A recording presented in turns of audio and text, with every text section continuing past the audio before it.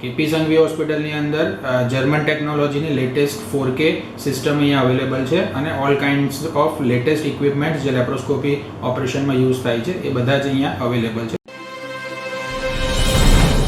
હું doctor Sohail સાયકલવાલા, laparoscopic and general સર્જન, છેલ્લા 6 વર્ષથી કેપી સંઘવીમાં કાર્યરત છું.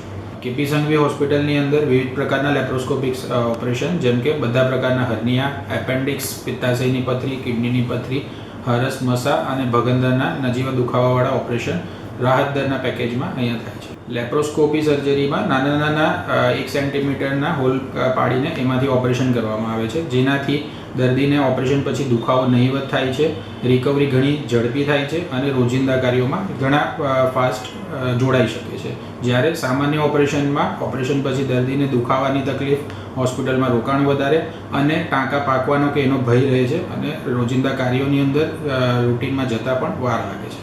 કેપી સંઘવી હોસ્પિટલની અંદર જર્મન ટેકનોલોજીની લેટેસ્ટ 4K સિસ્ટમ અહીંયા અવેલેબલ છે અને all kinds of latest equipments જે લેપ્રોસ્કોપી ઓપરેશનમાં યુઝ થાય છે એ બધા જ અહીંયા અવેલેબલ છે, જેનાથી દર્દીનું ઓપરેશન ચોકસાઈથી અને સ્કિલફુલી કરી શકીએ છીએ, જેમાં કોમ્પ્લિકેશન્સના ચાન્સીસ નહીં હોય છે.